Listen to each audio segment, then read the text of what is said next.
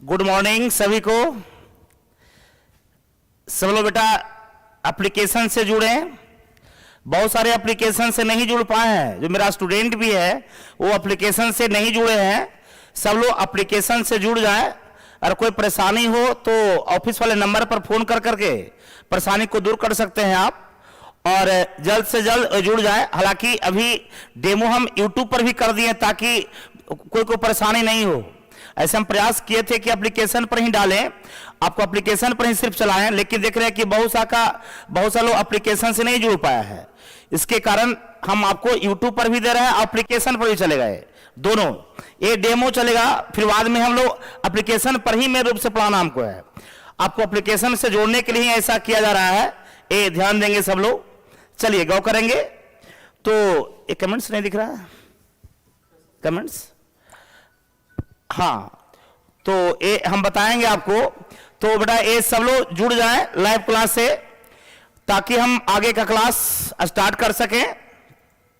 जल्द से जल्द सब लोग जुड़े और जो सबको इन्फॉर्म कर दें कि क्लास स्टार्ट होने वाली है। थोड़ा सा लेट भी हुई है। चलिए गौ करेंगे स्टार्ट करने के चलते, है ना। तो सब लोग जुड़ेंगे, सब लोग जल्द से जल्द।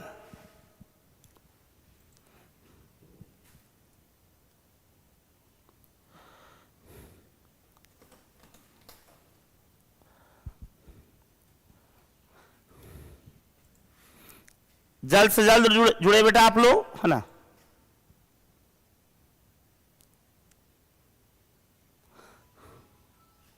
देखो फोन आ रहा है लड़का। हाँ गौ करेंगे। प्रिंस कर रहे हैं कि हम भी अभी नहीं जुड़े हैं सर। जुड़ जाओ बेटा सब लोग। हालांकि तो आज कुछ दिन हम यूट्यूब पर भी डाल देंगे, इस पर भी, ताकि किसी को परेशानी ना हो। लेकिन मेन रूप से बेटा आपको ये चलना है, आपको एप्लीकेशन पर ही। तो ये गौ करेंगे। रजनीश कह रहे हैं कि फीस का न्यू बैच कब से स्टार्ट है सर जी। तो फीस का भी आएगा बेटा। अभी तो मेरा प्रयोग है, आपका ऑनलाइन डालेंगे, आपको आएगा, सब आएगा।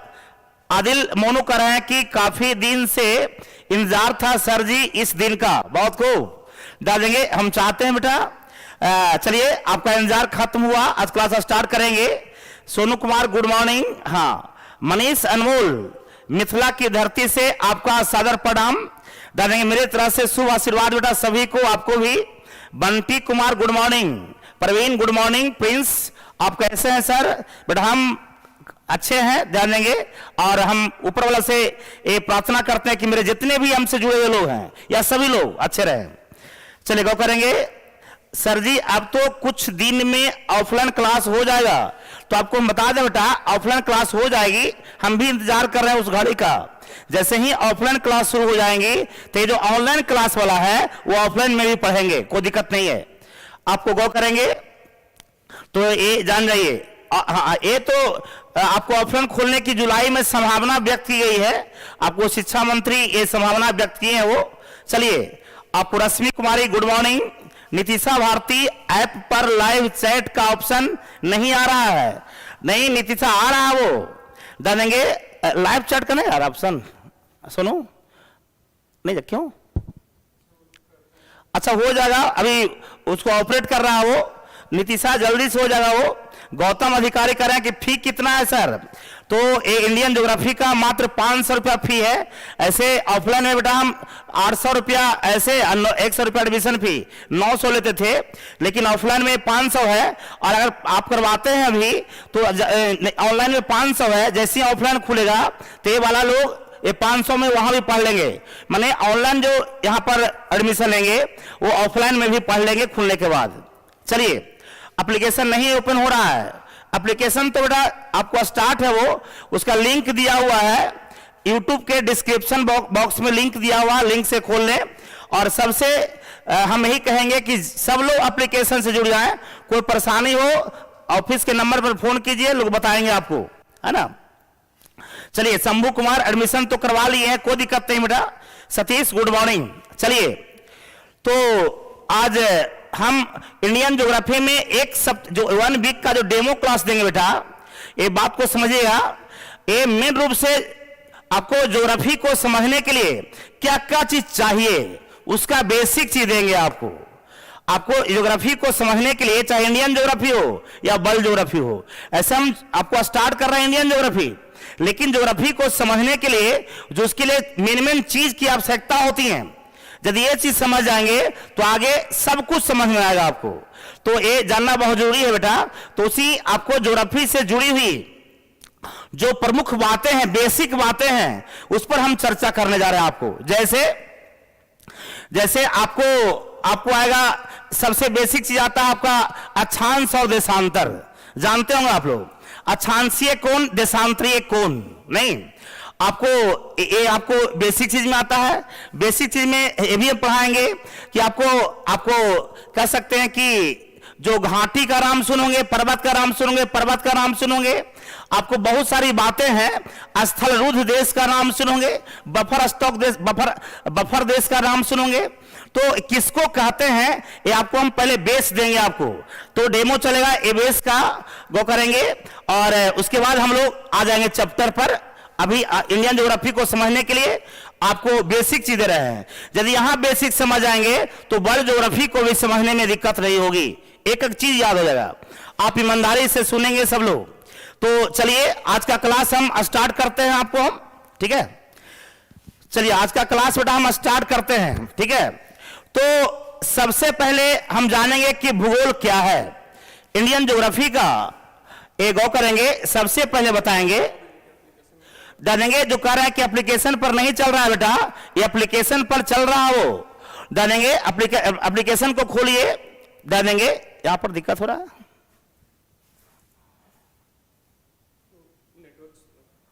हाँ, तो गौ करेंगे एप्लीकेशन पर चल रहा है आपका। तो सबसे पहले है कुछ नहीं, भूगोल क्या है, इससे भी कुछ क्वेश्चन पकड़ा जाएगा आपका। इसमें भी जितना बात बोलेंगे आपको, जो बेसिक चीज है, इससे भी बहुत सारे क्वेश्चन एग्जाम में पूछे जाते हैं। वहां हम बता देंगे कि कौन से क्वेश्चन पूछे जाते हैं, ठीक है। ये ध्यान देंगे, इसमें कोई टेंशन नहीं है। तो सबसे पहले भूगोल क्या है, सबसे पहले हम जानेंगे कि भूगोल क्या है। तो आप कह सकते हैं कि भूगोल जानेंगे वह शास्त्र है, जो करेंगे जिसमें पृथ्वी के आंतरिक तथा बाह्य संरचना, पृथ्वी के आंतरिक तथा बाह्य संरचना के बारे में अध्ययन की जाती है। साथ ही साथ पृथ्वी पर जो आपको प्राकृतिक घटा है, प्राकृतिक स्थलाकृतियां हैं, उसके बारे में भी अध्ययन की जाती हैं। आपको भूगोल में पृथ्वी के आंतरिक तथा बाह्य, यानी पृथ्वी के अंदर में क्या है, पृथ्वी के बाहर में क्या है, पृथ्वी के आंतरिक तथा बाह्य संरचनाओं यानी बनावट के बारे में अध्ययन की जाती है। साथ ही साथ आपको पृथ्वी पर जो प्राकृतिक स्थलाकृतियां हैं, स्थलाकृति समझते हैं, स्थल पर जो आकृति बना हुआ है, स्थल पर जो चित्र बना हुआ है, उसको स्थलाकृति कहते हैं। जैसे पर्वत बेटा स्थल पर ही ना बना हुआ है। पर्वत जो देखते हो कि स्थल पर ऊंचा वाला भाग, तो ये भी स्थलाकृति है। समुद्र ये भी एक स्थलाकृति है। पठार ये भी एक स्थलाकृति है। झील ये भी एक प्रकार की स्थलाकृति है। तो हम लोग पढ़ते हैं ज्योग्राफी में ही, पृथ्वी के सतह पर जो प्राकृतिक स्थलाकृतियां बनी हुई हैं, प्राकृतिक माने जो आदमी नहीं बनाया। क्या पर्वत को आदमी बनाया बेटा? नदी को आदमी बनाया? जानेंगे जिसको आदमी नहीं बनाया वो आपको प्राकृतिक स्थलाकृति कहलाएगा।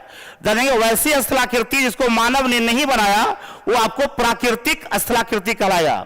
तो ज्योग्राफी में हम लोग पढ़ेंगे आपको पृथ्वी के बाह्य संरचना, कि पृथ्वी के बाहरी सतह पर क्या है। इसी में पढ़ेंगे कि पृथ्वी के सतह पर आपको 7 गो महादेश है। पृथ्वी के सतह पर हम लोग हैं बेटा। इसी में हम लोग पढ़ेंगे पृथ्वी के सतह पर जो आपको विभिन्न प्रकार के जो महादेश हैं, उसमें किस किस टाइप के लोग रहते हैं, वहां उस देश में क्या खासियत है, उस देश में क्या महत्वपूर्ण है, ये सारा चीज पढ़ेंगे हम लोग। तो पृथ्वी के आंतरिक भागों में क्या है, जैसे पृथ्वी के आंतरिक बनावट पढ़ेंगे कि पृथ्वी के मध्य में पढ़ेंगे क्रोड है। क्रोड मेंटल भूप्रॉपर्टी का नाम सुने ना आप लोग, पृथ्वी के आंतरिक संरचना में पढ़ेंगे। माने आप मिला जुला के ही कहेंगे कि ज्योग्राफी में हम लोग पढ़ेंगे कि पृथ्वी के सतह पर जो चीज पाई जाती हैं उसके बारे में, और आंतरिक भाग के बारे में पढ़ेंगे, ठीक है। इसमें पढ़ेंगे भूगोल में। और आपको ऐसे भूगोल का पिता कहा जाएगा, भूगोल का पिता कहा जाता है इरेटोस्थनीज को। भूगोल का पिता कह देंगे या आधुनिक भूगोल का पिता कहिए। एक जमाना था कि भूगोल का पिता हिकैटियस को कहा जाता था, प्राचीन काल में भूगोल का पिता हिकैटियस को, लेकिन आधुनिक भूगोल का पिता हो गए इरेटोस्थनीज। इरेटोस्थनीज आज का जो ज्योग्राफी है, भूगोल है, जानेंगे इसके पिता इरेटोस्थनीज को कहा जाता है। आपको इरेटोस्थनीज याद रखिए, क्वेश्चन पूछा गया आधुनिक भूगोल का पिता किनको? इरेटोस्थनीज को। क्योंकि वो करेंगे क्योंकि पहले जितना भूगोल में पढ़ना था, आज जो भूगोल में पढ़ना है उसमें कुछ चेंजिंग हो रही है, कुछ परिवर्तन हुआ है, कुछ नया चीज जोड़ा गया है। और नया चीज किसके कारण? इरेटोस्थनीज के कारण। इरेटोस्थनीज के कारण आपको कुछ नया चीज जोड़ा गया तो भूगोल में, इसलिए आधुनिक भूगोल कहलाया, नया भूगोल। जानेंगे आधुनिक भूगोल का जनक कहा जाता है इरेटोस्थनीज को। इरेटोस्थनीज यूनान के एक वैज्ञानिक थे, वैज्ञानिक भी थे, आपको भूगोल वेता भी कहेंगे। इरेटोस्थनीज ने ही सबसे पहले पृथ्वी की त्रिज्या निकाली थी, याद रखिएगा। आपको क्वेश्चन पूछा गया, जहां हम बोलेंगे क्वेश्चन पूछा गया तो समझिए, ध्यान में रखिएगा। आपको आधुनिक भूगोल का पिता किसको? इरेटोस्थनीज को। आधुनिक भूगोल का पिता किनको बेटा? हम कहेंगे इरेटोस्थनीज, याद रखिएगा। इरेटोस्थनीज को। ये यूनान के हैं, यूनान समझते हैं ना बेटा, यूरोप महादेश का एक देश है। यूनान को ग्रीस भी बोलते हैं, ग्रीस। यूनान का प्राचीन नाम ग्रीस भी है। तो इरेटोस्थनीज को आधुनिक भूगोल का जनक कहा जाता है, ठीक है। गौ करेंगे इन्होंने ही सबसे पहले पृथ्वी की त्रिज्या निकाली थी। इन्होंने ही सबसे पहले पृथ्वी की त्रिज्या निकाली थी 6370 किलोमीटर। ऐसे हम लोग आमतौर पर 6400 किलोमीटर आप जानते हैं, हिसाब बनाते समय प्रयोग करते हैं। इन्होंने ही सबसे पहले पृथ्वी की त्रिज्या निकाली थी 6370 किलोमीटर, लगभग 6400 किलोमीटर हम लोग पाते हैं। तो पृथ्वी की त्रिज्या सबसे पहले किसने निकाली? इरेटोस्थनीज ने। हाँ, गौ करेंगे, हाँ ये स्पष्ट है, वो ये क्लियर है। तो इसमें ही जानेंगे, इसमें जो पृथ्वी देखिए, ये सबको पता है, ये जो ग्लोब की आकृति होती है पृथ्वी के अनुरूप होती है। जो ग्लोब देखते हो बेटा, ग्लोब का जो आकार है वही समझो पृथ्वी का आकार है। तो ये पृथ्वी पर के जितने भी आपको जो देश है, महादेश है, पृथ्वी पर क्या क्या चीज पाई जाती है, ये सारा चीज के बारे में हम लोग पढ़ेंगे ज्योग्राफी में। पृथ्वी के बाह्य संरचना, बाहर में जो रचना है मैं सतह पर, और जो अंदर में है वो सब पढ़ेंगे हम लोग, ज्योग्राफी में पढ़ेंगे। तो ऐसे सबको पता है, गौ करेंगे, ये हम बताएंगे इसके बारे में। फिर जैसे ऐसा आपको पता होगा कि ये बेटा, ये जो देख रहे हैं एक महादेश है, ये दक्षिणी अमेरिका है, ये उत्तरी अमेरिका है। ये आपको पृथ्वी पर ये दक्षिणी अमेरिका है, उत्तरी अमेरिका, ये ऑस्ट्रेलिया है, ये आपको एशिया है, ये आपको यूरोप है, यूरोप, ये आपको अफ्रीका है, अफ्रीका। ये सभी महादेश को बताया गया है। महादेश समझते हैं ना बेटा आप लोग? महादेश को महाद्वीप कहते हैं। महादेश या महाद्वीप एक चीज है, हम बताएंगे सबको, सबके बारे में आगे पढ़ाएंगे आपको कि महादेश क्या होता है, महाद्वीप क्या होता है, प्रायद्वीप क्या होता है, देंगे द्वीप क्या होता है, सारा की चर्चा करेंगे हम। अभी जान जाए तो ही जो पृथ्वी के सतह पर जितने भी प्राकृतिक आपको स्थलाकृतियां पाई जाती हैं, वो सब के बारे में हम लोग पढ़ेंगे आपको भूगोल में। चलिए आपको आगे चलेंगे। अब आपको हम जो बताने जा रहे हैं बेटा, आपको एक चीज और जान जाइए, भूगोल में हम लोग पृथ्वी के बारे में अध्ययन करेंगे। अब पृथ्वी के बारे में मतलब पृथ्वी के बाह्य सतह पर क्या पाई जाती हैं, आंतरिक भागों में क्या पाई जाती हैं। पृथ्वी के बारे में जो अध्ययन की जाती हैं, पृथ्वी के बारे में क्या क्या अध्ययन किया जाएगा, आप एक शॉर्ट तरीका भी जान जाओ। पृथ्वी के बारे में अध्ययन विज्ञान की जिस शाखा में करेंगे वो कहलाएगा क्या, भूगोल। तो पृथ्वी के बारे में क्या अध्ययन हुआ कि पृथ्वी कैसे अपने अक्ष पर घूमती है, कैसे सूर्य के चारों घूमती है, जानेंगे। आपको ये सब पृथ्वी के बारे में पढ़ेंगे हम लोग। पृथ्वी के किस भाग पर 6 महीना का दिन 6 महीना का रात होता है, पृथ्वी के किस हिस्से में ज्यादा ठंडा पाती है, पृथ्वी के किस हिस्से में ज्यादा गर्मी पाती है, ये सारा चीज पृथ्वी के बारे में अध्ययन जो हम करेंगे ये भूगोल में करेंगे। और साफ पता चलेगा, आप ईमानदारी से पढ़ेंगे एक एक चीज। हम जितना सेंटेंस बोलेंगे, जितना वर्ड बोलेंगे, सब आपको समझ में आएगी, क्योंकि हम प्राकृतिक भाषा का इस्तेमाल करते हैं, वो प्राकृत भाषा जानेंगे जो आम लोग समझे। तो यहां पर समझिएगा बेटा, अब देखेंगे इसमें मेन रूप से पृथ्वी के बारे में अध्ययन करेंगे। ये सबको पता है कि पृथ्वी का आकार आपको नारंगी के समान गोल है, सबको पता होगा पृथ्वी का आकार नारंगी के समान गोल है। जानेंगे ये बातें सबको पता कि न्यूटन ने कही थी। कौन कही थी? न्यूटन, कि इसका आकार नारंगी के समान गोल है। तो गौर करेंगे पृथ्वी के बारे में, यहां समझिएगा एक चीज और, एक मिनट बेटा। सबको पता है कि पृथ्वी के बारे में आपको अध्ययन करने के लिए आपको इसके पृथ्वी के बारे में अध्ययन करने के लिए पृथ्वी के सतह पर कुछ काल्पनिक रेखाएं खींची गई हैं। पृथ्वी के बारे में अध्ययन करने के लिए पृथ्वी के बारे में प्रेम से समझिए बेटा। मान लो ये पृथ्वी है, पृथ्वी है, समझ सबको दिख रहा होगा बेटा। पृथ्वी के बारे में अध्ययन करने के लिए आपको इसके सतह पर यानी पृथ्वी के सतह पर कुछ काल्पनिक रेखाएं खींची गई हैं। काल्पनिक, वास्तव में नहीं खींचा गया है, ये आपको कल्पना की गई है। देखिए कुछ काल्पनिक रेखाएं खींची गई हैं, उन काल्पनिक रेखाओं को अक्षांश और देशांतर कहते हैं।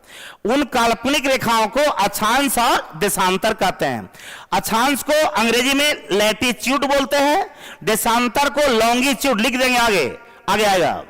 क्या बोल रहे हैं समझिए, पृथ्वी के बारे में अध्ययन करने के लिए, पृथ्वी के बारे में अध्ययन करने के लिए पृथ्वी के सतह पर कई काल्पनिक रेखाएं खींची गई हैं। हम दिखाएंगे आपको, काल्पनिक रेखाएं दिखाएंगे आपको, अब टेंशन मत लीजिए, हम एक एक चीज इन्हें खाली बोल के निकल जाएंगे। काल्पनिक रेखाएं खींची गई हैं, उन काल्पनिक रेखाओं को अक्षांश और देशांतर कहा जाता है ना।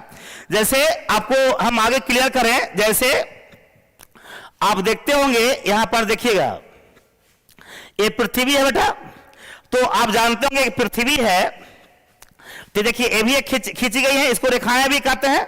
रियल में रेखा नहीं है वो, देखिए काल्पनिक या तो वृत्त है या तो अर्धवृत्त है, लेकिन बोलचाल की भाषा में हम लोग रेखा बोल देते हैं, लेकिन रियल में वो वृत्त है या तो अर्धवृत्त। कौन वृत्त है कौन अर्धवृत्त है वो हम बताएंगे, है ना, आपको पता चलेगा। तो ये सब पृथ्वी का आकार है बेटा, इसी पर एक काल्पनिक रेखाएं खींची गई, देख रहे होंगे आप लोग। जो खींचा गया है यहां तो देशांतर को शो कर रहा है, और भी दिखाएंगे। देखिए आपको यहां देखिए, जो एक देखिए पृथ्वी की आकृति है, आपको इसी के सतह पर देख रहे हैं कि ए बनाया गया, देखिए ए वाला आप देख रहे हैं, ए वाला आप देख रहे होंगे, ए वाला। तो ये जो खींची गई है बेटा पृथ्वी के सतह पर, ये अक्षांश है, ये क्या है? अक्षांश। और ये जो ऐसे से खींची गई है, ये वाला, ये आपका देशांतर है। ये सब क्या है? देशांतर। तो आपको हम बताएंगे कि पृथ्वी के सतह पर आपको पृथ्वी के बारे में अध्ययन करने के लिए आपको कुछ काल्पनिक रेखाएं खींची गई हैं। आपको क्षैतिज और लंबवत रूप से, क्षैतिज का मतलब क्या होता है, लंबवत हम बताएंगे सब, उसी को अक्षांश और देशांतर कहा जाता है। आप बड़ा प्रेम से यहां समझिएगा तो ज्यादा अच्छा रहे। ये सबको पता है कि ये पृथ्वी की आकृति का है, आपको ये पृथ्वी के आकार का दिख रहा है सबको, ये पृथ्वी है बेटा, मान लो पृथ्वी का आकार ऐसा ही है। ये गौर करेंगे तो पृथ्वी के सतह पर, यहां ध्यान देंगे, पृथ्वी के सतह के बीचों बीच, देखिए फिगर रहा है, पृथ्वी के सतह के बीचों बीच, जानेंगे इसके बीचों बीच, पृथ्वी के सतह के बीचों बीच, यहां ध्यान देंगे आपको, ये बीचों बीच सबको दिख रहा है बेटा आप लोग को, गंदा भी है ना। पृथ्वी के सतह के बीचों बीच जो ये हम चारों तरफ खींचेंगे, तो बीचों बीच जब हम लाइन खींचेंगे बेटा तो वो वृत्त बन जाएगा। पृथ्वी के बीचों बीच ध्यान दीजिएगा, पृथ्वी के सतह के बीचों बीच हम जब लाइन खींचेंगे क्षैतिज रूप से, तो ये बन जाएगा वृत्त। इसके चारों तरफ में घूम जाएगा बेटा, इसके चारों तरफ घूम जाएंगी तो ये बन जाएगा वृत्त। तो पृथ्वी के बीचों बीच जो वृत्त खींची गई हैं, पृथ्वी के बीचों बीच जो वृत्त खींची गई हैं, उसी को बोलते हैं भूमध्य वृत्त।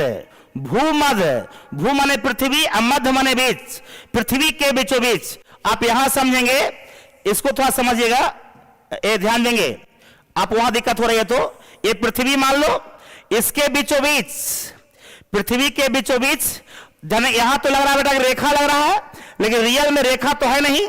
आप यहां से समझ लो, इसके बीचों बीच हम खींचेंगे बेटा तो इसके चारों ओर खींचाएगा, जानेंगे ए बन जाएगा वृत्त। तो पृथ्वी के बीचों बीच जो ये वृत्त खींची गई है उसको कहा जाता है भूमध्य वृत्त। क्या बेटा? भूमध्य वृत्त।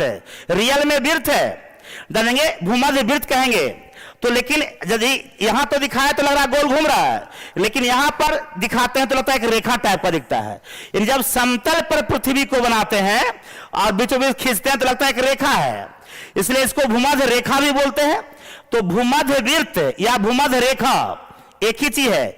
इसको विश्वत वृत्त या विश्वत रेखा भी बोलते हैं, विश्वत वृत्त या विश्वत रेखा भी बोलते हैं। तो पृथ्वी के बीचों बीच जो आपको काल्पनिक वृत्त खींची गई है, एक कल्पना की गई है, आपको सिर्फ कल्पना की गई है। पृथ्वी के चारों घूम करके कोई वृत्त नहीं बनाया, ये मात्र कल्पना की गई है, ये सब काल्पनिक है। तो पृथ्वी के बीचों बीच जो आपको गौ करेंगे जो काल्पनिक रेखाएं खींची गई है, वृत्त बनाई गई हैं, इसको कहा जाता है विश्वत वृत्त। क्या कहेंगे बेटा? इसको कहेंगे विश्वत वृत्त। ध्यान देंगे, इसको हम लोग कहेंगे विश्वत वृत्त। विश्वत वृत्त, विश्वत वृत्त कहिए या विश्वत रेखा कहिए, विश्वत रेखा कहिए। रेखा क्यों कहते हैं बेटा? क्योंकि जब क्षैतिज पर इसको बीचों बीच खींचते हैं तो लगता है कि एक लाइन है, वास्तव में चार तरफ घुमाएंगे तो एक वृत्त बन जाएगा। तो विश्वत वृत्त भी कह सकते हैं इसको, और विश्वत रेखा भी कहेंगे आप। विश्वत वृत्त कहिए या विश्वत रेखा, एक ही चीज है। या इसको भूमध्य वृत्त कहिए, इसको भूमध्य वृत्त भी कह सकते हैं आप। भूमध्य वृत्त कहिए या भूमध्य रेखा कहिए, ये सब एक ही चीज है बेटा। तो गौ करेंगे तो पृथ्वी के सतह के बीचों बीच क्षैतिज रूप से, ये हो गया क्षैतिज। अगर हम ऐसे खींचते, ये जो खींचे बेटा इसको कहते हैं क्षैतिज, ये सब क्षैतिज है, ये सब क्या है बेटा? क्षैतिज। ध्यान देंगे। और अगर हम ऐसे खींचते, ऐसे, ये हो गया उदग्र। तो ध्यान देंगे तो पृथ्वी के बीचों बीच जो क्षैतिज रूप से जो वृत्त बनाई गई हैं, जो करेंगे उसको कहते हैं विश्वत वृत्त। और विश्वत वृत्त, इस वृत्त के, विश्वत वृत्त के समानांतर ऊपर या नीचे, विश्वत वृत्त के समानांतर ऊपर या नीचे आपको जो वृत्त बनाए गए हैं ये सब अक्षांश कहलाती हैं बेटा। ये सब क्या कहलाती है? अक्षांश। अक्षांश को अंग्रेजी में लैटिट्यूड कहा जाता है। अक्षांश को अंग्रेजी में क्या कहा जाता है? लैटिट्यूड। आप ऐसे समझेंगे, आप समझ गए कुछ? देखिए ये अक्षांश की बात हो रही है। अक्षांश को अंग्रेजी में बोलते हैं लैटिट्यूड। अरे यार, लैटिट्यूड है बेटा, तसा पेन धोखा दे रहा है। लैटिट्यूड, LATI है, लैटिट्यूड अक्षांश को बोलते हैं। तो अक्षांश समझ गए आप कि पृथ्वी के बीचों बीच जो एक रेखा खींची गई, वास्तव में रेखा तो नहीं है, वृत्त है, वो भी एक अक्षांश है बेटा। और विश्वत वृत्त के समानांतर, यानी इसके समानांतर जितने भी रेखाएं खींची गई हैं वो सभी आपका अक्षांश रेखा कहलाती हैं। सब क्या कहलाती है? अक्षांश रेखा। ये क्षैतिज हुआ, ये क्या बेटा? इस लाइन को क्षैतिज कहेंगे। अगर हम ऐसे बनाते तो करेंगे, अगर हम ऐसे खींचते, उत्तरी ध्रुव है, ये पृथ्वी का उत्तरी ध्रुव ऊपर वाला, जानते हैं कि पृथ्वी का उत्तरी ध्रुव है, ये दक्षिण ध्रुव है, जानते होंगे आप लोग। पृथ्वी में दो ध्रुव है, उत्तरी ध्रुव और दक्षिण ध्रुव। ऊपर वाला उत्तरी ध्रुव और नीचे वाला दक्षिण ध्रुव, जिसको बोलते हैं नॉर्थ पोल और साउथ पोल। तो गौ करेंगे तो पृथ्वी के, मान लो गोल है बेटा, पृथ्वी के उत्तरी ध्रुव और दक्षिणी ध्रुव को मिलाने वाली जो काल्पनिक रेखा है, ये सब देखिए, सब उत्तरी ध्रुव को दक्षिणी ध्रुव से मिला रही है। ये उत्तरी ध्रुव है बेटा, और ये क्या है? दक्षिणी ध्रुव। पृथ्वी के उत्तरी ध्रुव को दक्षिणी ध्रुव से मिलाने वाले जितने भी रेखाएं हैं, जो करेंगे ये सब कहलाता है देशांतर। ये सब बेटा, ये सब देशांतर हुआ। ये सब क्या हुआ? देशांतर। पृथ्वी के उत्तरी ध्रुव और दक्षिणी ध्रुव को मिलाने वाली काल्पनिक रेखाएं को क्या बोलते हैं? देशांतर। रियल में बड़ा प्रेम से समझिएगा बेटा, आपको पता होगा कि अक्षांश जो है एक प्रकार का वृत्त है। अक्षांश रियल में वृत्त है। कैसे समझे ना आप कि कहां खींचा गया है? पृथ्वी के सतह पर। तो पृथ्वी के बीचों बीच जो बेटा खींचा गया, अगर हम खींचते हैं यहां पर तो एक वृत्त बन जाता है। इस वृत्त के समानांतर आपको कई खींच सकते हैं ऊपर, कई खींचा सकता है। तो विषुवत वृत्त के समानांतर डालेंगे, विषुवत वृत्त के समानांतर जितने भी रेखाएं खींची गई हैं या जितने भी वृत्त खींचे गए हैं वो सब अक्षांश कहलाती हैं। रियल में वो वृत्त है बेटा, लेकिन क्षैतिज पर जब खींचते हैं तो लगता है कि एक रेखा के रूप में। कल्पना कर लो, बता तो दिए, ये सतह पर खींच लो विषुवत वृत्त के समानांतर तो कई वृत्त बन जाएंगे, ऊपर भी और नीचे भी। और ये सबको पता है कि पृथ्वी के सतह, हाँ, पृथ्वी के बीचों बीच जब हम वृत्त बनाते हैं, पृथ्वी के सतह के बीचों बीच जब हम वृत्त बनाते हैं बेटा, तो पृथ्वी दो भागों में बढ़ जाती है। नहीं, जैसे मान लो पृथ्वी है बेटा, पृथ्वी है, इसको बीचों बीच जब हम लाइन खींचते हैं तो आपको पता होगा कि ये दो बराबर भागों में बढ़ जाती है। ये बीचों बीच जब हम लाइन खींचते हैं तो दो भागों में बढ़ जाती है, आधा ऊपर आधा नीचे, आधा ऊपर आधा नीचे। तो इसी को बोलते हैं गोलार्ध है, जानेंगे गोलार्ध है, गोला का आधा, हेमिस्फीयर जानेंगे। जब पृथ्वी के बीचों बीच जानेंगे हम काल्पनिक रेखा या काल्पनिक वृत्त बनाते हैं जानेंगे, तो पृथ्वी आपको लगभग दो समान भागों में बढ़ जाती है, जिसको प्रत्येक भाग को बोलते हैं गोलार्ध। पृथ्वी एक गोले के आकार का है, पूरा पूरा गोला तो नहीं है, सबको पता है, लेकिन लगभग गोले के आकार का है। तो इसके बीचों बीच से जब विषुवत वृत्त बनाते हैं या विषुवत रेखा खींचते हैं तो ये आधा ऊपर आधा नीचे ये बढ़ जाती है, जैसे आधा ऊपर आधा नीचे, उसी में से प्रत्येक को बोलते हैं गोलार्ध। तो जो भाग ऊपर है तो उत्तरी गोलार्ध, और जो भाग नीचे है उसको दक्षिणी गोलार्ध कहते हैं। जो भाग उत्तरी ध्रुव के उत्तरी ध्रुव की ओर है उसको बोलते हैं उत्तरी गोलार्ध, और नीचे वाला दक्षिणी गोलार्ध है। तो गोलार्ध दो प्रकार के, उत्तरी गोलार्ध और दक्षिणी गोलार्ध है। गोलार्ध समझ गए, गोला का आधा, पृथ्वी को यहां गोला माना गया, लगभग गोले के आकार का जानेंगे, तो गोलार्ध है, गोला का आधा। पृथ्वी दो गोलार्धों में बढ़ गई, आपको हम बताएंगे। देखिए ऐसे आपको देख रहे होंगे, आधा आधा बांट दिए हम, देखेंगे आधा इधर आधा, दोनों को सटाइएगा तो पूरा गोला बन जाएगा। यहां पर देख रहे होंगे गोलार्ध है, गौ करेंगे गोलार्ध है, तो एक, हाँ, तो एक उत्तरी गोलार्ध एक दक्षिणी गोलार्ध है। पृथ्वी ये दोनों को हाँ बांट दिए बेटा, मान लो कि ये ऊपर है तो उत्तरी गोलार्ध हो जाएगा, ये नीचे ले आओ तो दक्षिणी गोलार्ध हो जाएगा। पृथ्वी दो गोलार्ध, पृथ्वी को दो गोलार्धों में कौन बांटती है? विषुवत वृत्त या विषुवत रेखा।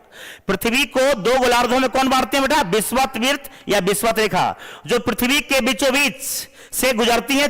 पृथ्वी के बीचों बीच जो क्षैतिज रूप में खींची गई है वही आपका विषुवत वृत्त या विषुवत रेखा है। और वास्तव में कहें तो विषुवत वृत्त है, लेकिन आपको जनरली बोला जाता है विषुवत रेखा कहा जाता है।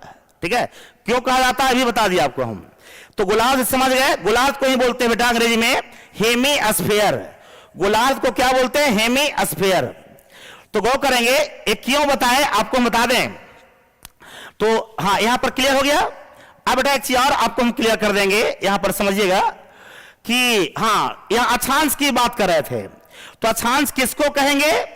कि पृथ्वी के सतह पर, पृथ्वी के सतह पर जो क्षैतिज रूप में, जैसे ये जो खींचा गया बेटा, ये जितने भी खींचा गया है इसको क्षैतिज रूप की रेखा कहेंगे आप। पृथ्वी के सतह पर विषुवत रेखा के समानांतर आपको जितने भी रेखाएं खींची गई हैं सभी को अक्षांश रेखाएं कहा जाता है। तो अब ये ध्यान देना है, इसको अक्षांश रेखा कहा जाता है।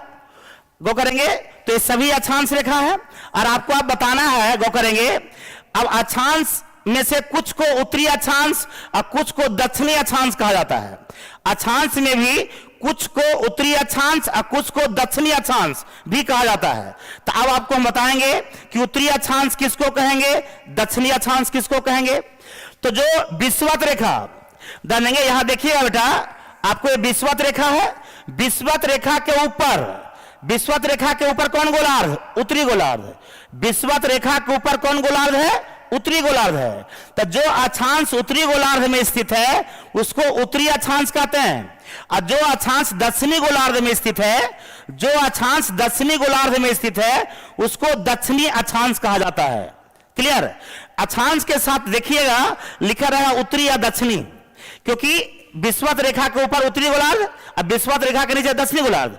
तो जो अक्षांश आपको उत्तरी गोलार्ध में स्थित है वो उत्तरी अक्षांश कहलाता है, और जो अक्षांश आपको जो अक्षांश दक्षिणी गोलार्ध में स्थित है उसको कहा जाता है दक्षिणी अक्षांश। अक्षांश के साथ आपको उत्तरी या दक्षिणी लिखा रहेगा बेटा आपको। चलिए गौर करेंगे। तो अब देखना है कि अक्षांश तो खींची गई, अक्षांश रेखाएं सब एक दूसरे के समानांतर होती हैं। अक्षांश रेखाएं सब एक दूसरे के क्या होती हैं? समानांतर, और सभी विषुवत वृत्त के या विषुवत रेखा के समानांतर खींची गई हैं। तो एक यहां हो गया कि जितने भी अक्षांश रेखाएं हैं एक दूसरे के समानांतर होती हैं। अब आपको क्लियर करेंगे अक्षांशीय कोण कैसे बनता है। अक्षांशीय कोण जानेंगे, कहीं देखते होंगे कि 23 डिग्री उत्तरी अक्षांश, 66 डिग्री उत्तरी अक्षांश, तो बहुत से लोग समझ नहीं पाते हैं कि वो है क्या। है कुछ नहीं, वो आसान चीज है बेटा, हम समझा देते हैं। कोई अगर दिक्कत हो तो बोलिएगा, हम समझा देंगे। हाँ, जेम्स जीन नस्पति का समान, हाँ बिल्कुल सही है। जानेंगे कृष्णा कुमार कह रहे हैं, वो करेंगे उनका कहना कि पृथ्वी के बारे में, यहां पर आएंगे थोड़ा सा उनका जवाब दे दें आपको। पृथ्वी के आकार के बारे में जानेंगे कई लोगों ने कई तरह की बातें कही। आपको न्यूटन ने कहा कि पृथ्वी का आकार नारंगी के समान गोल है, ऑरेंज के समान। जानेंगे न्यूटन ने कहा कि पृथ्वी नारंगी के समान गोल है, और जेम्स जीन नामक वैज्ञानिक ने कहा कि ये आपको नाशपाती के समान गोल है। नाशपाती, इसको अंग्रेजी में पियर बोलते हैं। जेम्स जीन के अनुसार क्वेश्चन पूछा गया कि आपको जानेंगे जेम्स जीन के अनुसार पृथ्वी का आकार कैसा है, तो नाशपाती जैसा, और न्यूटन के अनुसार नारंगी के समान। बिल्कुल, एक कृष्णा कुमार बोल रहे थे, बिल्कुल बेटा सही है, हाँ बिल्कुल। चलिए गौर करेंगे, यहां पर आपको कोई भी दिक्कत हो बोलिए बेटा। अब देखेंगे अक्षांश तो समझ गए, अक्षांश रेखाएं एक दूसरे के समानांतर होती हैं। अक्षांश रेखाएं क्षैतिज रूप में खींची गई होती हैं। ये क्षैतिज हुआ, ये वाला उदग्र हुआ, डालेंगे इसको उदग्र बोलेंगे, ये क्षैतिज हुआ, है ना। तो गौर करेंगे यहां पर समझिएगा। तो अब बताएंगे आपको कि इसमें बताएं कुल कितने अक्षांश हैं, कुल कितने अक्षांशों की संख्या कितने हैं। इसमें अक्सर आपको कंफ्यूजन होते रहता है, कोई पढ़ा देते हैं सर 179, कोई 180 और कोई 181। आपको सब अपने आप में सही है, सभी अपने आप में सही है बेटा, कोई गलत नहीं है। डालेंगे आपको सबको हम लॉजिक देते हैं, तर्क देते हैं। गौ करेंगे कुल अक्षांशों की संख्या कितनी है, तो गौ करेंगे आपको, जैसे आपको विषुवत वृत्त भी एक अक्षांश है बेटा, विषुवत वृत्त भी क्या है, एक अक्षांश है। बात को समझिएगा, यहां पर समझेंगे सब लोग।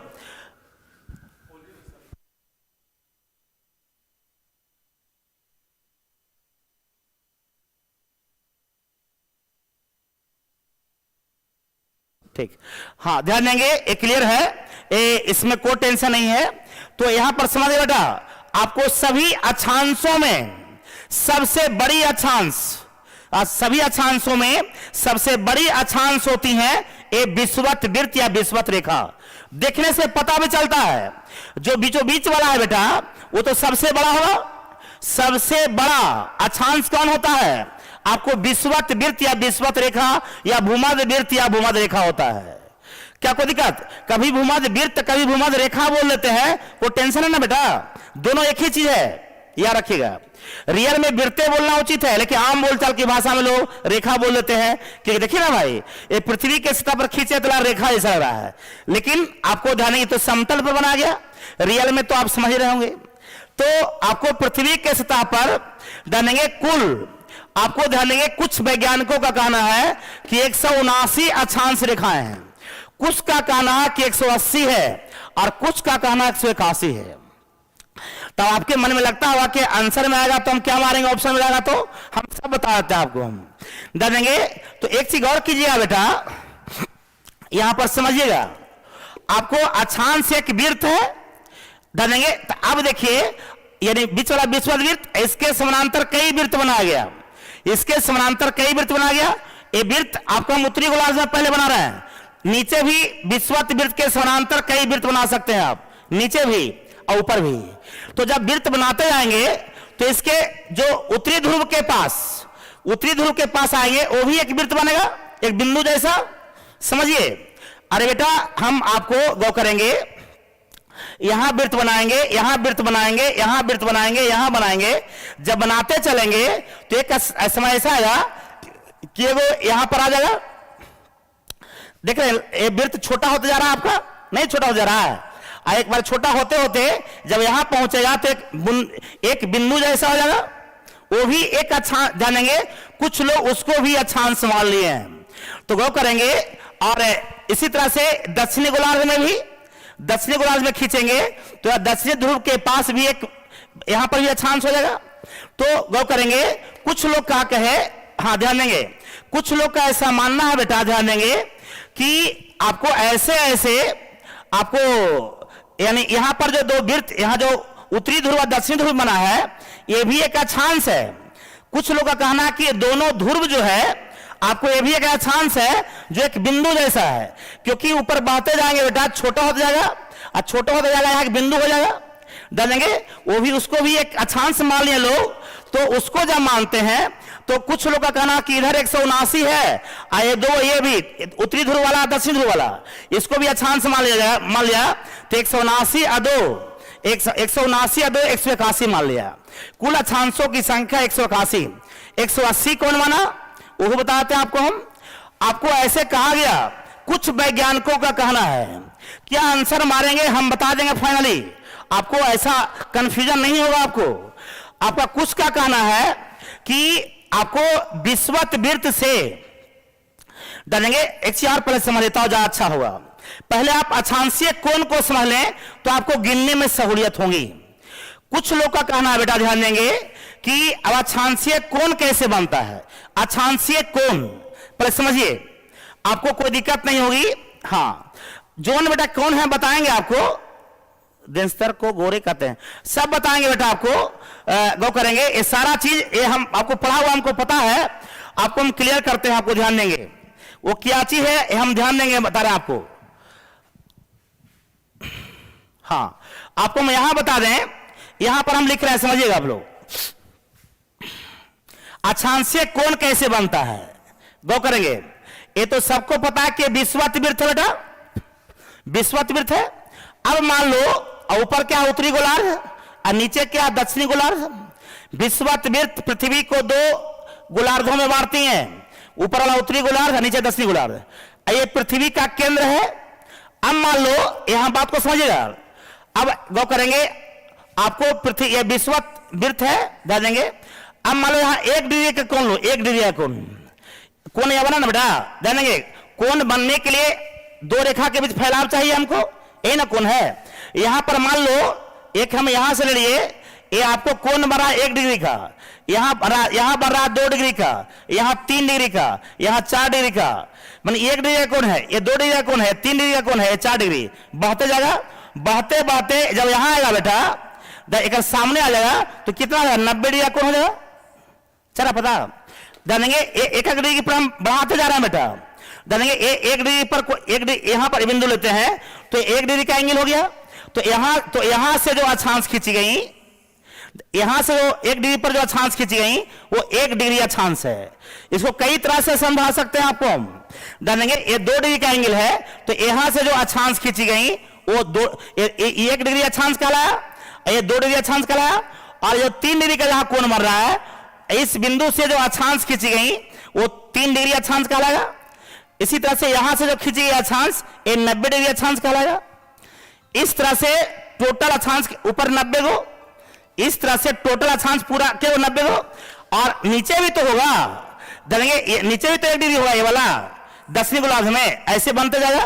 तो नीचे भी बनते बनते बनते बनते आपको 90 आ जाएगा, तो नीचे भी 90 गो, नीचे भी 90 गो, तो ऐसा भी आपको नीचे जो खिंचाएगा बेटा, वो करेंगे। तो यहां भी ये बात को समझिएगा, आपको 10, ये तो उत्तरी गोलार्ध की बात की हम, 1 डिग्री 2 डिग्री 3 डिग्री 4 डिग्री, और 5 degree 6 degree 7 degree 8 degree 9 degree 10 degree, कहां तक 90 तक। तो ऐसे बेटा आपको कई अक्षांश खिंचा जाएंगे, आपको जो कोण बनेंगे बेटा दे देंगे तो कई अक्षांश खिंचा जाएगा कि नहीं, तो ऐसे ऐसे कई अक्षांश खिंचा जाएगा। तो उसी तरह से जैसे उत्तरी गोलार्ध में हुआ, उसी तरह से दक्षिणी गोलार्ध में भी होगा, उसी तरह से दक्षिणी गोलार्ध में खिंचाएगा, देंगे। जैसे हम यहां खींचते हैं उसमें थोड़ा सा घिच पिच हो गया है। आपको ये विश्वत वृत्त है। अब चलिए ऊपर उत्तरी गोलार्ध में खींच के बताए। अब यहां पृथ्वी का केंद्र है, ये मान लो 1 डिग्री का कोण है बेटा, 1 डिग्री का हम बड़ा करके दिखा देते हैं। ये आपको ये पूरा 1 डिग्री का कोण है, ये आपका पूरा 2 डिग्री का कोण है। तो 1 डिग्री ये दक्षिणी गोलार्ध में चल रहा है। अब 1 डिग्री जो कोण बन रही है यहां पर, तो गौर करेंगे तो इसको मिलाने पर 1 डिग्री अक्षांश से भी हो जाएगा। या 1 डिग्री इधर रखिए, ये 2 डिग्री का कोण है, ये पूरा 2 डिग्री का बेटा। तो यहां से जो अक्षांश खींचेंगे 2 डिग्री अक्षांश हो जाएगा। और उसी ये 3 डिग्री का कोण है, ये पूरा 3 डिग्री है मान लिया, तो 3 डिग्री अक्षांश हो जाएगा। यहां से जो वृत्त खींचेंगे वो 3 डिग्री अक्षांश हो जाएगा। तो ये अक्षांश को हम उत्तरी गोलार्ध में भी खींच सकते हैं और दक्षिणी में भी। तो ये ध्यान देंगे, और दोनों तरफ एंगल बनता है, एंगल। तो ये गौर करेंगे तो दक्षिणी गोलार्ध में जो अक्षांश है उसमें जो कोण बन रहा है बेटा 1 डिग्री या 2 डिग्री या 3 डिग्री, उसके साथ दक्षिणी लिख दीजिएगा। दक्षिणी गोलार्ध में जो अक्षांश का निर्माण हो रहा है या जो अक्षांशीय कोण का निर्माण हो रहा है उसके साथ दक्षिणी दीजिएगा। और जो उत्तरी गोलार्ध में कोण का निर्माण हो रहा है उसके साथ उत्तरी लिख दीजिएगा। कोण के साथ उत्तरी और दक्षिणी लिखाता है। डालेंगे, बात को समझेंगे। अब कोण कहां बनेगा? पृथ्वी के केंद्र पर। कोण कहां बनेगा बेटा? पृथ्वी के केंद्र पर, याद रखिएगा। अक्षांशीय कोण समझे आप लोग? डालेंगे, या तो आप ऐसे समझ लो, एक तरह से और समझो। आपको गौर करेंगे, ये तो सीधा सीधी बता दिया हम रियल में क्या चीज है। डालेंगे रियल में क्या चीज बेटा, ये समझेंगे आप। 1 मिनट, आपको रियल में क्या है मान लो, कैसे अक्षांशीय कोण रियल में समझने के लिए ये तो मोटे तौर पर बता दिए। डालेंगे, आपको बता दें कि ये मान लो पृथ्वी है बेटा, पृथ्वी है।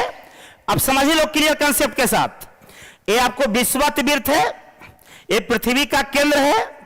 गौर करेंगे, इस पर कई अक्षांश रेखाएं खींची गई हैं। ये भी अक्षांश है, ये भी अक्षांश है, ये भी अक्षांश है। ये छोटा होते होते, ये रेखा छोटा होते होते बिंदु बन जाएगा यहां पर, ये भी अक्षांश है। अक्षांशीय कोण कैसे बनता है हम उत्तरी गोलार्ध में लेके बता रहे हैं।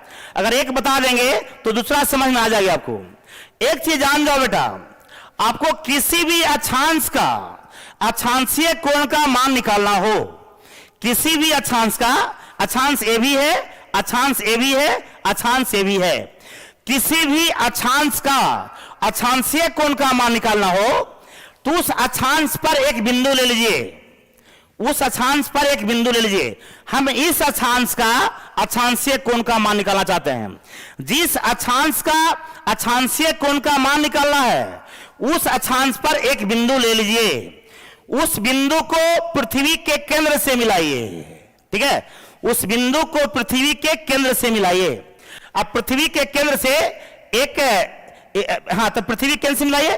तो पृथ्वी के केंद्र से मिलाने पर देख रहा हूं कि विषुवत रेखा के साथ कोण बन रहा है, यही कोण अक्षांशीय कोण कहलाता है।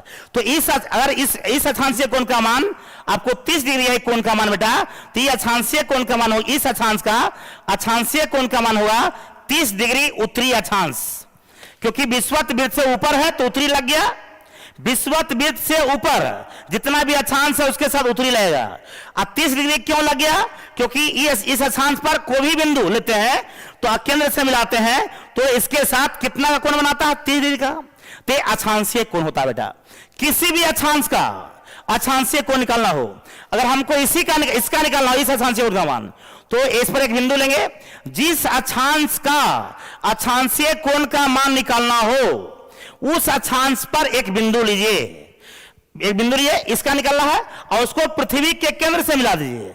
और ये विषुवत रेखा के साथ जो कोण बनाती है ये वाला, यही इसका अक्षांशीय कोण का मान होगा। अगर ये 60 डिग्री है तो इस अक्षांश का अक्षांशीय कोण का मान 60 डिग्री हो जाएगा। तो 60 डिग्री उत्तरी लिखा जाए। अक्षांशीय कोण समझे बेटा? बहुत सा के मन में चल रहा होगा, अक्षांश पर कहीं बिंदु लीजिएगा, सभी अक्षांशीय कोण का मान बराबर होगा। तो अब बहुत सा के लगता होगा कि अगर यहां लीजिएगा तो यहां लेंगे तो ये अक्षांशीय बाहर जाएगा आपका। नहीं, ये तो लाइन में लग रहा है ना बेटा। रियल में तो ये वृत्त है, रियल में क्या वृत्त है देख लो। यहां पर हम बेटा एक अक्षांश, हाँ, पृथ्वी का केंद्र समझ लो, कल्पना कर लो पृथ्वी का केंद्र बीच में होगा ना बेटा। तो हम एक अक्षांश यहां बनाते हैं, यहां पर बना लिए और इसका निकलना है अक्षांशीय कोण का मान जानेंगे। तो इस पर एक बिंदु लेंगे, इस अक्षांश का यहां पर एक अक्षांश लेते हैं बेटा, जानेंगे। ये तो गोल ना है बेटा, ये तो गोल है चारों तरफ, कल्पना कीजिए। जानेंगे कहीं भी बिंदु लेंगे आपको इस अक्षांश पर कहीं बिंदु लेंगे और उसको केंद्र से मिला करके एक सामने रेखा विषुवत के खींचेंगे तो सबका फैलाव एक होगा। ये वृत्त के रूप में है, वृत्त पर कोई बिंदु लीजिए और केंद्र से मिलाइए और वो सामने रेखा खींचिए, सभी का फैलाव एक आएगा एक विषुवत वृत्त पर। देखेंगे यहां तो रेखा लग रहा है, ये रेखा खींच दिए हैं तब लग रहा है आपको फैलाव बढ़ते जा रहा है आपका, लेकिन एक विषुवत वृत्त पर देखेंगे, क्योंकि ये विषुवत वृत्त तो आपका गोला टाइप का होगा, देखेंगे ये आपको एक गोल गोल है, एक विषुवत वृत्त पर आपको ध्यान देंगे कहीं भी बिंदु लेंगे उसको केंद्र से मिलाएंगे और एक क्षैतिज रेखा खींचेंगे कोण बनाने के लिए विषुवत वृत्त के समानांतर, वह अक्षांशीय कोण कहलाएगा। सामान्य तौर पर यही जान जाए, अगर कोई दिक्कत हो बेटा तो आप बोलेंगे कि किसी भी अक्षांश का अक्षांशीय कोण निकालना हो तो उस अक्षांश पर एक बिंदु लेंगे, ठीक है, और उस बिंदु को पृथ्वी के केंद्र से क्या करेंगे, मिला देंगे।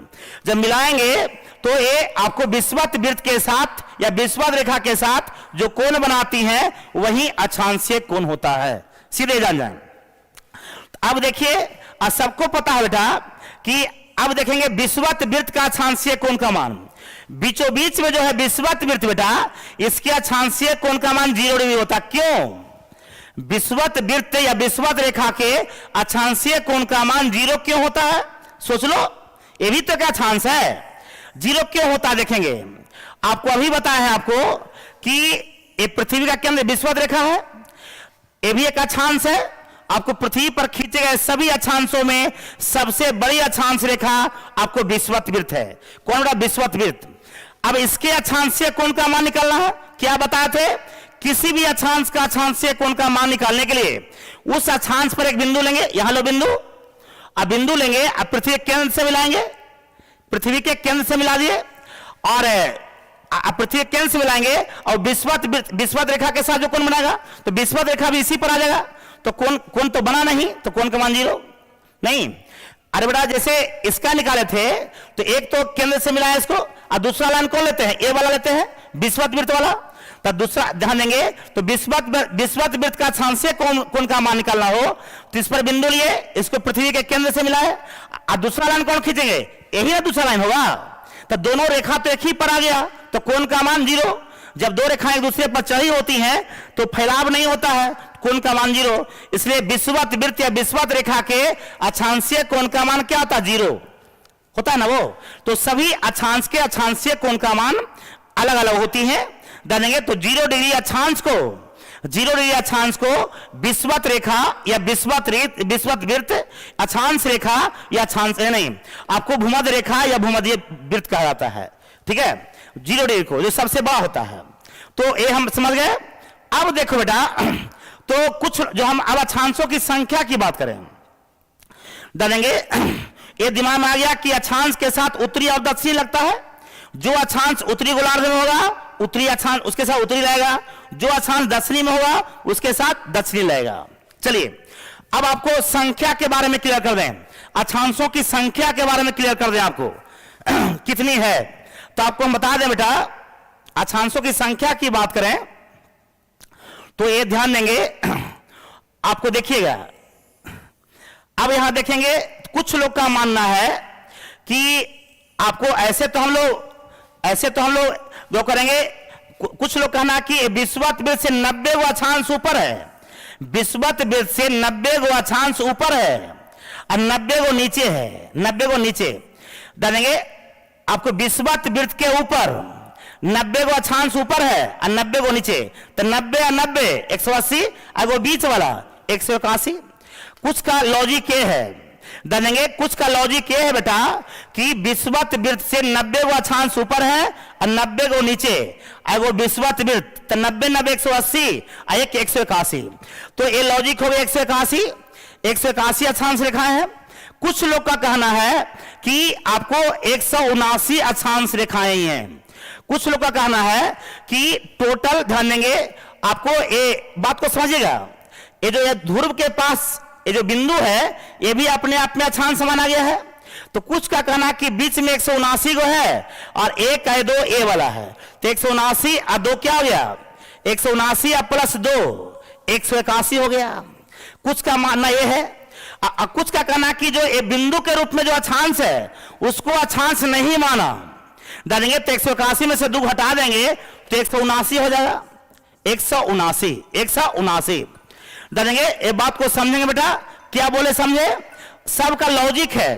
कुछ लोग का कहना है डालेंगे कि ये विश्वत वृत्त को छोड़कर 90 को ऊपर 90 को नीचे अक्षांश है, तो 90 90 180 एगो बीच वाला 181 हो गया, ये हो गया 181।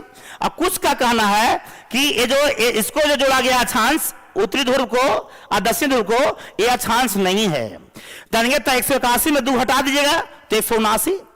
अब कुछ लोग का कहना है, कुछ वैज्ञानिक कुछ भूगोलवेताओं का कहना है कि जानेंगे, कुछ लोग का कहना है ऐसे तो हम लोग 1 डिग्री पर लेते हैं, अक्षांश को 1 डिग्री पर बढ़ाए थे, 1 degree 2 degree 3 degree 4 degree 5 degree 90 degree तक।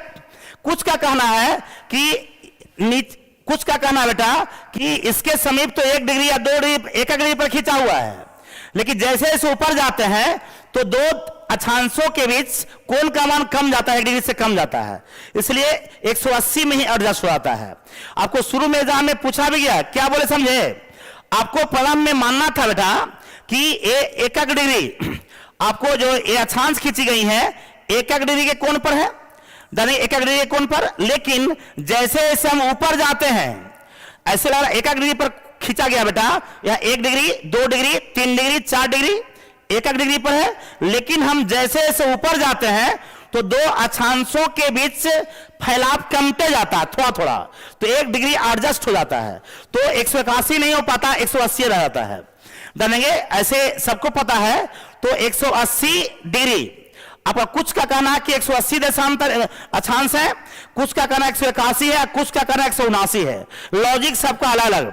हालांकि शुरू में ही परीक्षा में पूछा गया कि कुल अक्षांशों की संख्या कितनी है, तो 180 ही मारा गया, लेकिन अब 181 भी आने लगा है, वो जानेंगे ये दोनों ध्रुव वाला भी जोड़ लिया गया।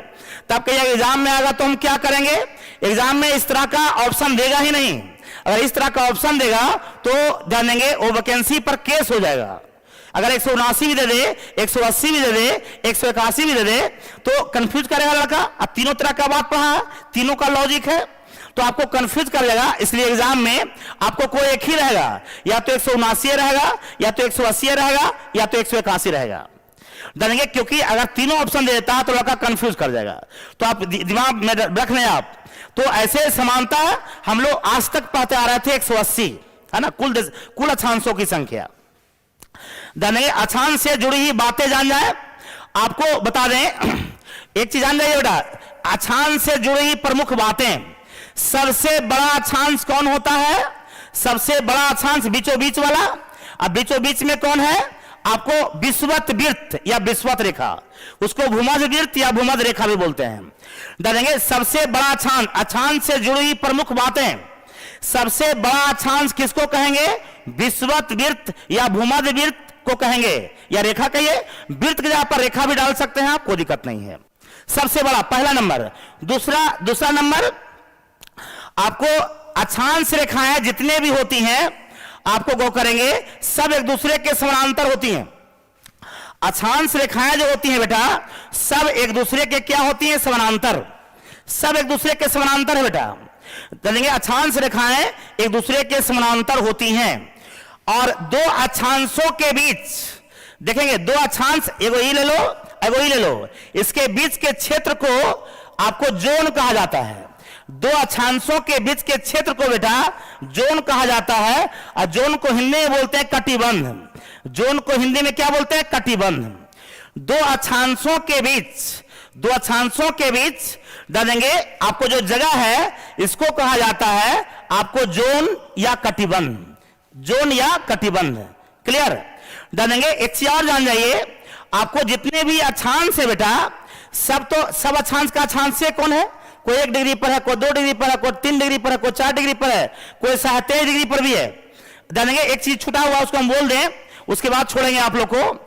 आपको जानेंगे आपको अक्षांशों की संख्या तो 181 है, 180 भी कह सकते हैं, लेकिन सबसे महत्वपूर्ण अक्षांश 5 गो है, जो मुख्य अक्षांश है 5 गो है।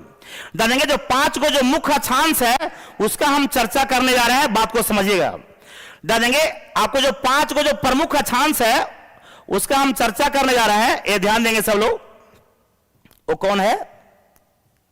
हाँ, ये ध्यान देंगे, आपको ये गौर करेंगे 5 को जो प्रमुख अक्षांश है उसको हम बोलने जा रहे हैं बेटा, ये ध्यान दीजिएगा सब लोग।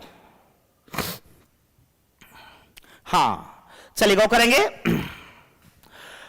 एक अभी देखिए, आपको अक्षांशों की संख्या तो 180 है, आपको 181 भी कर सकते हैं आप, लेकिन उनमें से 5 को अक्षांश है काफी महत्वपूर्ण है, उसकी चर्चा करने जा रहे हैं आपको। देखिए तो ये मान लो पृथ्वी है बेटा, 5 को महत्वपूर्ण है। पहला कौन? जो 0 डिग्री अक्षांश है, जो 5 को महत्वपूर्ण उसी को खींच रहे हैं हम। तो 0 डिग्री अक्षांश जो विषुवत वृत्त है, ये भी एक महत्वपूर्ण अक्षांश कहलाती हैं। जानेंगे विषुवत वृत्त से 37 डिग्री उत्तर, विषुवत वृत्त से 37 डिग्री, विषुवत वृत्त से 37 डिग्री उत्तर जो अक्षांश है, 37 डिग्री उत्तर, विषुवत वृत्त से 37 डिग्री उत्तर में जो अक्षांश है बेटा, उसको बोला जाता है कर्क रेखा। यह रखिए, कर्क रेखा। कर्क रेखा को अंग्रेजी में ट्रॉपिक ऑफ कैंसर कहा जाता है। आई हो गया विषुवत रेखा। ये कौन है बेटा? विषुवत रेखा। 0 डिग्री अक्षांश को कहा जाता है विषुवत रेखा या भूमध्य रेखा। वो करेंगे अंग्रेजी में इक्वेटर, इसको अंग्रेजी में कहा जाता है बेटा इक्वेटर। ये ध्यान देंगे, अंग्रेजी में क्या कहता है? इक्वेटर। चलिए, विषुवत वृत्त को अंग्रेजी में इक्वेटर। विषुवत वृत्त से 37 डिग्री उत्तरी अक्षांश को, यानी केंद्र पर कितना कोण बनाएगा? 37। विषुवत वृत्त से 37 डिग्री उत्तरी अक्षांश को कहा जाता है कर्क रेखा। जानेंगे इसको अंग्रेजी में कहते हैं ट्रॉपिक ऑफ कैंसर। इसको अंग्रेजी में कहते हैं बेटा ट्रॉपिक ऑफ कैंसर। ये ध्यान देंगे, ट्रॉपिक ऑफ कैंसर। विषुवत वृत्त से 37 डिग्री उत्तरी अक्षांश को कहा जाता है कर्क रेखा। विषुवत वृत्त से 66 डिग्री, विषुवत वृत्त से 66 डिग्री उत्तरी अक्षांश, क्योंकि ऊपर उत्तरी गोलार्ध में बेटा, उत्तरी गोलार्ध में जितने भी अक्षांश है उसके साथ उत्तरी रहेगा। विषुवत वृत्त से 66 डिग्री उत्तरी, 66 डिग्री उत्तरी अक्षांश को कहा जाता है आर्कटिक। जानेंगे आर्कटिक रेखा, आर्कटिक रेखा या आर्कटिक वृत्त का हो, आर्कटिक रेखा कहा जाता है। ध्यान देंगे आर्कटिक, ARCTIC, आर्कटिक रेखा है ना। जानेंगे विषुवत वृत्त से 66 डिग्री उत्तरी अक्षांश को आर्कटिक रेखा कहा गया, आपको रट लेना है। विषुवत तो उत्तरी गोलार्ध की बात की है। देखिए विषुवत वृत्त के 37 डिग्री उत्तरी अक्षांश को कर्क रेखा, अब विषुवत वृत्त से 37 डिग्री दक्षिणी अक्षांश को, विषुवत वृत्त से 37 डिग्री दक्षिणी, यहां उत्तरी था यहां दक्षिणी, विषुवत वृत्त से 37 डिग्री दक्षिणी अक्षांश को कहा जाता है मकर रेखा। क्या कहा जाता है? मकर रेखा। या अंग्रेजी में कहते हैं ट्रॉपिक ऑफ कैप्रिकॉर्न। अंग्रेजी में कहा जाता है बेटा tropic of Capricorn, Capricorn, tropic of Capricorn. तो कर्क रेखा मकर रेखा समझ गए? मकर रेखा दक्षिणी गोलार्ध में और कर्क रेखा उत्तरी गोलार्ध में। 66 डिग्री दक्षिणी अक्षांश को, 66 डिग्री उत्तरी अक्षांश को क्या कहे थे आपको? आर्कटिक रेखा, आर्कटिक रेखा। लेकिन 66 डिग्री दक्षिणी अक्षांश को कहा जाता है बेटा अंटार्कटिक रेखा, अंटार्कटिक, अंटार्कटिक रेखा, अंटार्कटिक रेखा। समझिएगा, एगो आर्कटिक है, एगो अंटार्कटिक है। तो क्या करेंगे, ये 5 को जो मेन अक्षांश को लेकर दिखाए हैं, ऐसा ऐसा तो 180 को है जानेंगे, लेकिन मेन 5 को दिखाया है बेटा आपको, हम जानेंगे आपको 5 को मेन है। आपको आर्कटिक रेखा, कर्क रेखा, विषुवत रेखा, मकर रेखा और अंटार्कटिक रेखा। तो समझ गए? तो दिमाग में क्लियर हो गया कि विषुवत रेखा को 0 डिग्री अक्षांश को विषुवत रेखा कहते हैं, विषुवत रेखा से 37 डिग्री उत्तरी अक्षांश को कर्क रेखा कहते हैं, विषुवत रेखा से 37 डिग्री दक्षिणी अक्षांश को मकर रेखा कहते हैं, विषुवत वृत्त से 66 डिग्री उत्तरी अक्षांश को आर्कटिक रेखा कहा जाता है, और विषुवत वृत्त से 66 डिग्री दक्षिणी अक्षांश को अंटार्कटिक रेखा कहा जाता है। एक क्वेश्चन पूछा जाता है बेटा, जानेंगे कि क्वेश्चन पूछेगा कि विषुवत रेखा से 37 डिग्री दक्षिणी अक्षांश को क्या कहा जाता है? तो मकर रेखा कहा जाएगा, ट्रॉपिक ऑफ कैप्रिकॉर्न। इसको दिमाग में रखिएगा। अगर अक्षांशीय कोण समझने में दिक्कत हो तो कमेंट्स करके हमको बताएंगे बेटा, हम आपको बताएंगे हाँ चलिए, हाँ गो करेंगे तो ये क्लियर हो गया आपको, यहां पर क्लियर हो गया बेटा कि दो लगातार अक्षांशों के बीच जो क्षेत्र होता है उसको जोन या कटिबंध कहते हैं। गो करेंगे, हम आशा करते हैं कि आपको समझ में आई होंगी। अगर समझ में नहीं आया बेटा तो कमेंट्स में जरूर बताइएगा हमको। और एक चीज और बता दें, आपको एक चीज और बता दें हम कि जो अभी ये सब्जेक्ट को जो परचेज करेंगे उनको 500 रुपया लगेगा, और यही लड़का जब ऑफलाइन खुलेगा तो उसमें पढ़ लेंगे। ऐसा ऑफलाइन जब खुलेगा तो 500 में नहीं होगा, वो 800 रुपया है वो लगेगा आपका, ये ध्यान देंगे। तो अभी जो लेते हैं इसमें उनको 500 रुपया, और जब ऑफलाइन खुलेगा तो ही 500 रुपया ऑफलाइन में पढ़ लेंगे, ठीक है। और बाद में लेंगे तो उनको 800 रुपया लगेगा, 800 रुपया एडमिशन फी, है ना। खींचा गया है जीएमटी रेखा से, कुछ कहता है डाल देंगे। गो करेंगे, सुमन बेटा आपको तो बता दिए, आपको 180, 179, 181 तीनों का अपना अपना लॉजिक है, तीनों सही अपना जगह पर डालेंगे। एग्जामिनेशन में देखना है कि क्या ऑप्शन में देता है आपका। आपके 180 पर कई बार सही भी हुआ है, और आपको ऑप्शन में तीनों नहीं रहेगा क्योंकि कंफ्यूजन हो जाएगा लोगों को, ठीक है। इसलिए फिर कंफ्यूजन हो जाएगा तो कोई लड़का 180 मारेगा, 179 मारेगा, कोट हो जाएगा, आपको ध्यान देंगे वो फंस जाएगा वो वैकेंसी। तो गो करेंगे, हाँ चलिए बहुत अच्छा। तो गो करेंगे, यहां पर कोई दिक्कत नहीं है, हाँ। तो 179 क्यों हुआ समझ गए आप लोग। तो ये आशा करते हैं बेटा कि आप लोग को समझ में आ गई होंगी। आपको कल और बताएंगे, अभी आपको कोई कोण निकालने में दिक्कत हो किन्हीं को तो बेटा जरूर बताइएगा, हमको कमेंट में लिखिएगा, हम समझा देंगे आपको, कहीं से कोई कसर नहीं छोड़ेंगे हम। तो कल आपको आगे पढ़ाएंगे, बेसिकली देंगे पहले अभी आपको कि किसी तरह का दिक्कत नहीं हो, ठीक है। तो यहीं पर हम छोड़ते हैं। जय हिंद, जय भारत।